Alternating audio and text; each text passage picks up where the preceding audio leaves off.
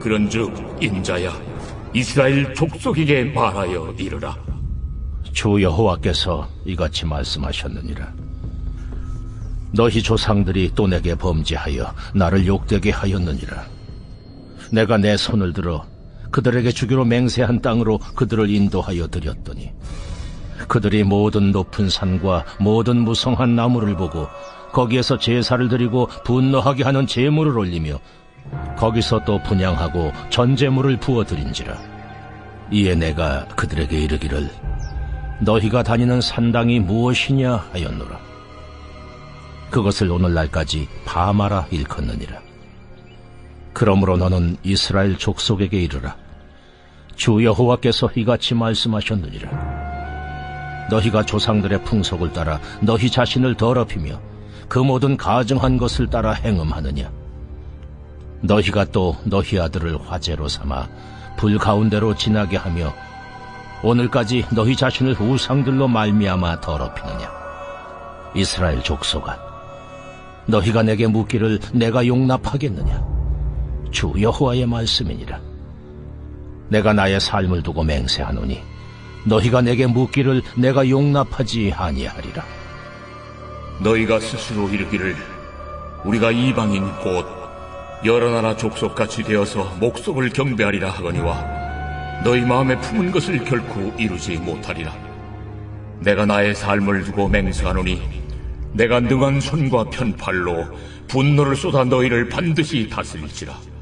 능한 손과 편팔로 분노를 쏟아 너희를 여러 나라에서 나오게 하며 너희의 흩어진 여러 지방에서 모아내고 너희를 인도하여 여러 나라 광야에 이르러 거기에서 너희를 대면하여 심판하되 내가 애굽 땅 광야에서 너희 조상들을 심판한 것 같이 너희를 심판하리라.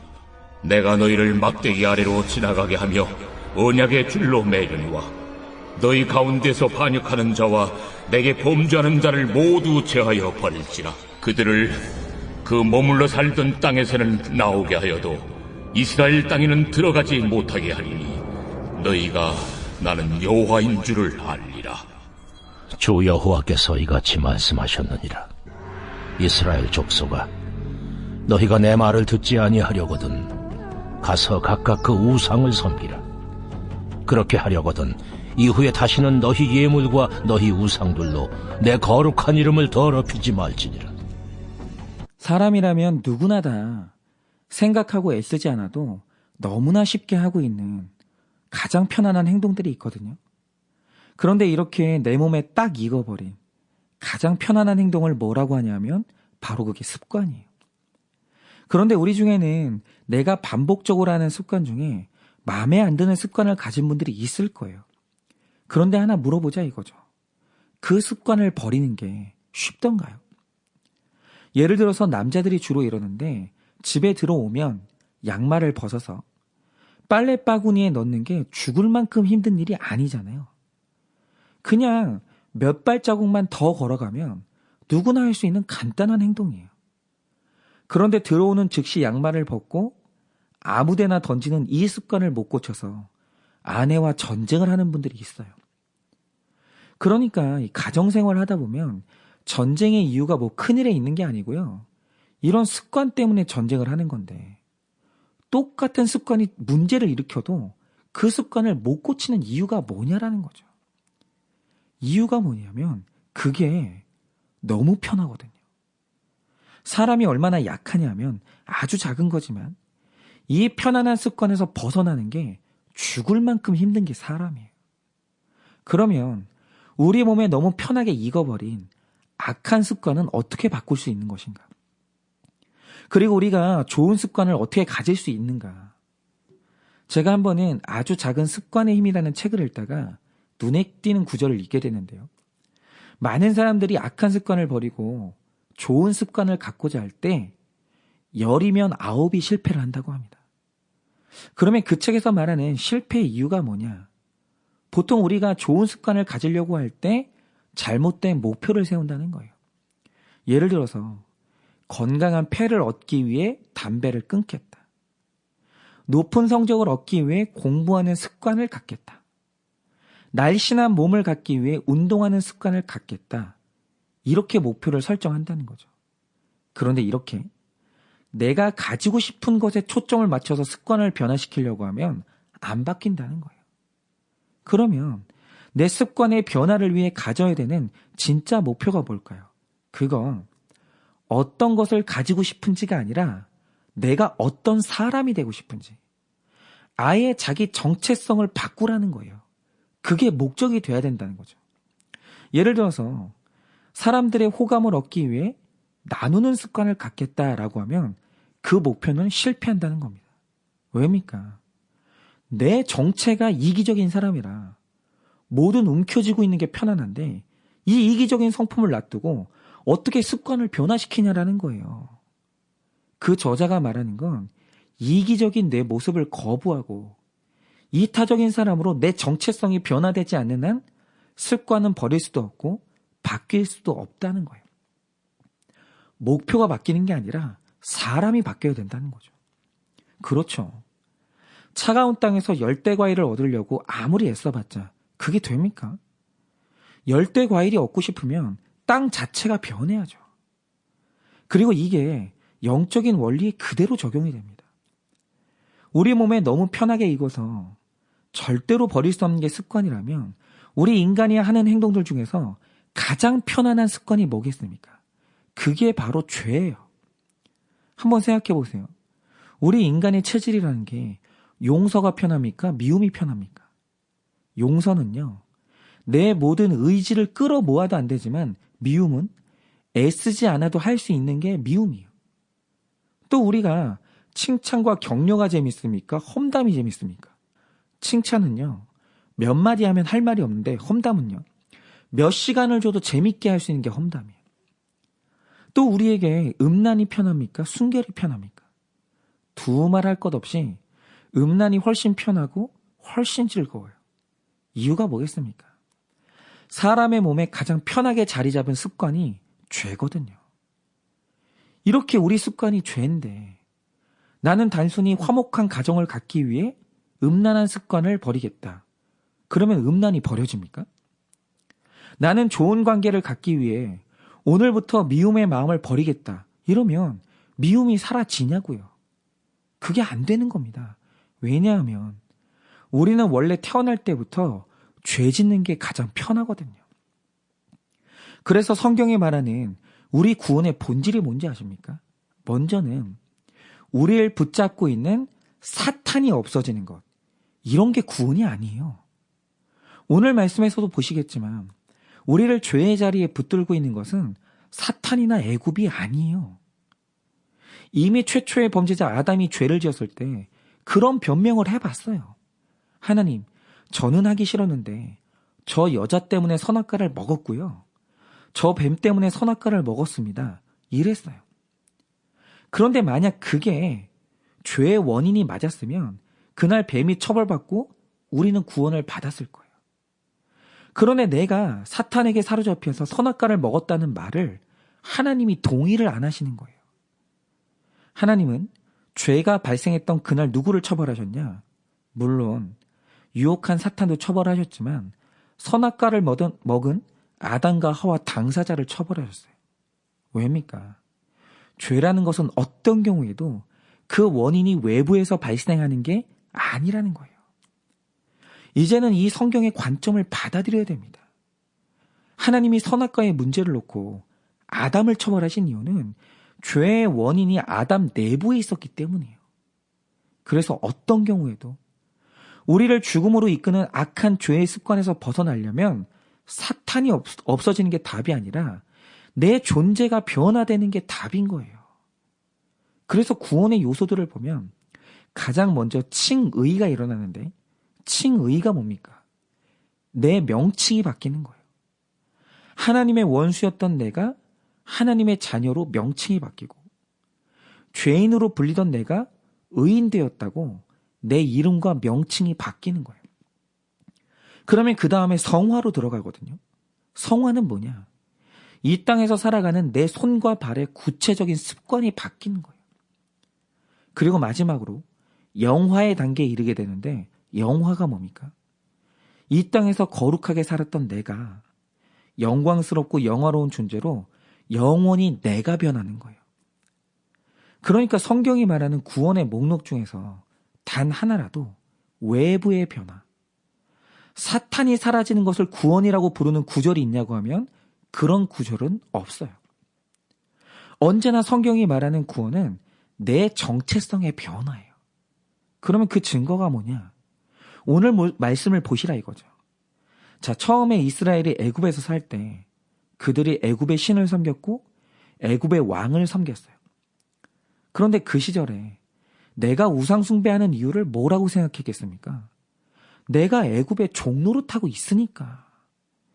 애굽이 나를 붙들고 있으니까 나는 어쩔 수 없이 태양신을 섬기는 거야. 이렇게 생각을 했다고요. 그래서 내 존재가 이동하면, 즉 내가 애굽에서 빠져나오고 나를 압제하는 애굽 사람들만 없으면 나는 우상 숭배를 끊을 수가 있어. 이 생각을 했다고요. 그래서 정말 하나님께서 그들의 환경을 변화시키셨어요. 애굽에서 그들을 꺼내주셨고 28절 말씀처럼 애굽 사람이 단 한 명도 없는 약속의 땅에 그들을 인도하여 들여보내셨어요. 그런데 이상하죠. 이제 그들에게 우상 숭배를 강요하는 애굽 사람이 사라졌어요. 그런데 광야 1세대, 2세대가 전부 다 우상 숭배를 못 끊었어요.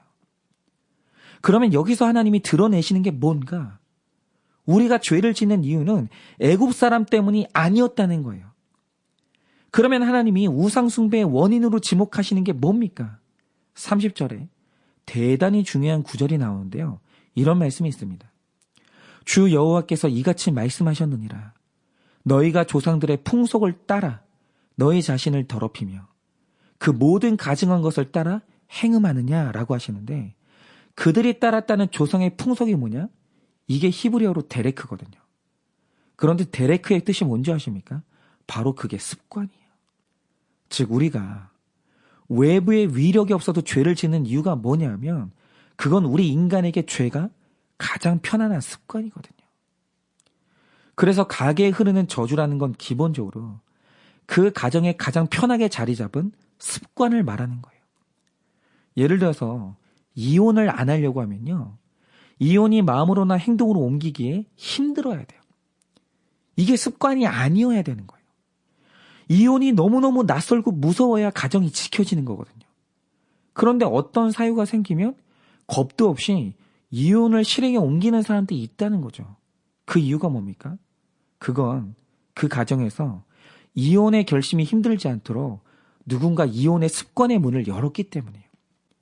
그런데 우리가 내 죄의 습관을 버리고 거룩한 습관을 가지게 될 때 그걸 가능하게 하시는 하나님의 방법이 뭡니까? 33절 말씀이 그 답인데요. 이렇게 말씀하십니다. 주 여호와의 말씀이라. 내가 나의 삶을 두고 맹세하노니 내가 능한 손과 편팔로 분노를 쏟아 너희를 반드시 다스릴지라. 즉 너희의 악한 습관이 너희의 고통이 되게 하겠다는 거예요. 그런데 내 악한 습관으로 말미암아 고난을 당할 때 비로소 일어나는 일이 뭡니까? 34절에 이렇게 말씀하십니다. 능한 손과 편팔로 분노를 쏟아 너희를 여러 나라에서 나오게 하며 너희의 흩어진 여러 지방에서 모아내고 라고 하세요. 그런데 여기서 주목할 것은 에스겔서에서 포로들의 앞날을 예언할 때 주로 쓰는 표현이 뭐냐면 흩어진 자들을 모은다는 표현이에요. 그런데 오늘 말씀을 보면 너희를 나오게 하겠다, 꺼내겠다는 표현은 여기가 처음이거든요. 그러면 이 말 뜻이 뭡니까? 진정한 출애굽은 애굽이라는 나라에서 나오는 게 아니라 하나님이 내 악한 습관에서 나를 꺼내시는 거예요.